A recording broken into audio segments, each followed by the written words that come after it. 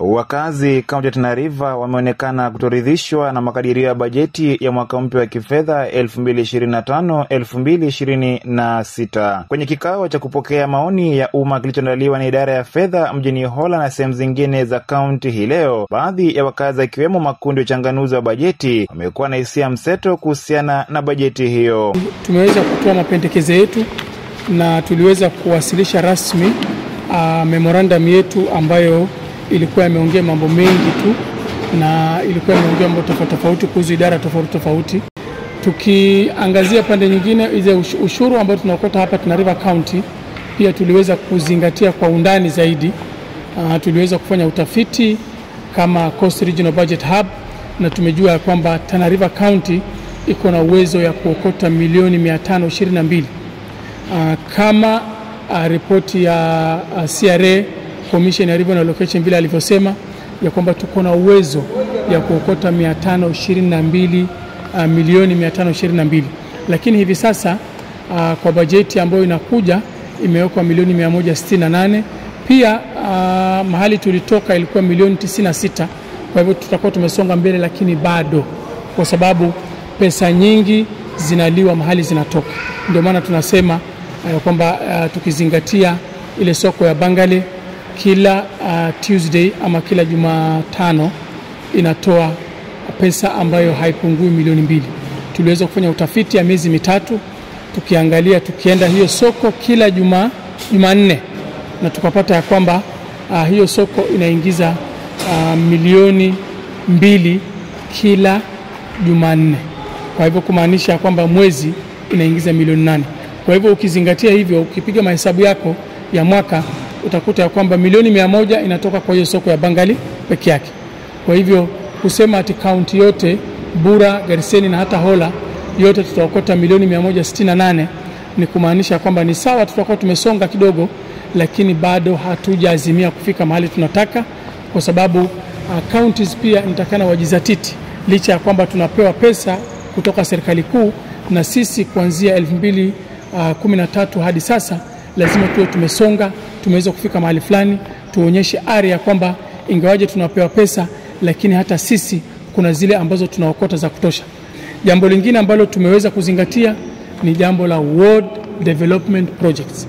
Kuna milioni 225 imeweza kuwekwa kwa bajeti mwaka wa kifedha 2025-26 ambayo haina sheria na hakuna nguzo na hakuna vile tunaweza fanya matumizi ya pesa ikiwa sisi hatuna sheria ambayo inaweza kusupport hiyo expenditure ambayo tunafanya. Kwa hivyo hivi sasa inaonekana ya kwamba kuna maelewano kati ya ofisi ya gavana na county assembly ya kwamba MCAs wapewe hizo projects.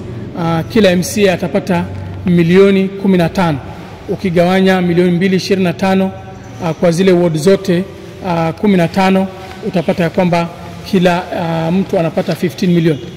Hakuna sheria ambayo hivi sasa inasema MCAs waweze kupewa pesa zao kando, na miradi tayari yote tumeshapangia, lakini haya miradi ya ward projects ya 225 milioni 225 ni ma-MCA ndo watapangia.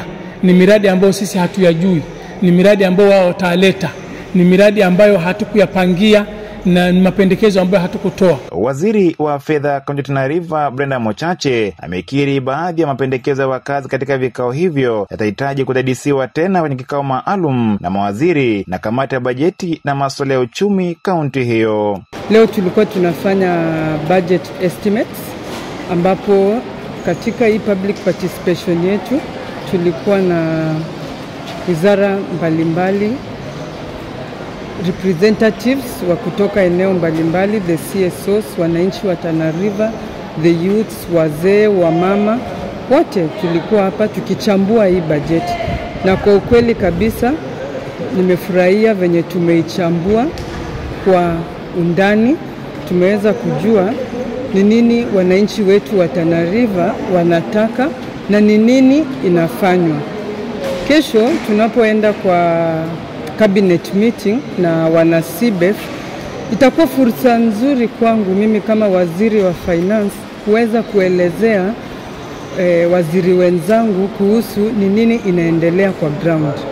Kwa hii ground yetu nimeona kuna vitu zenye wananchi pengine wanapeana, na kwa sasa nimejua ni nini wananchi wanaweza taka na wanataka na imefanywa ama haijafanywa.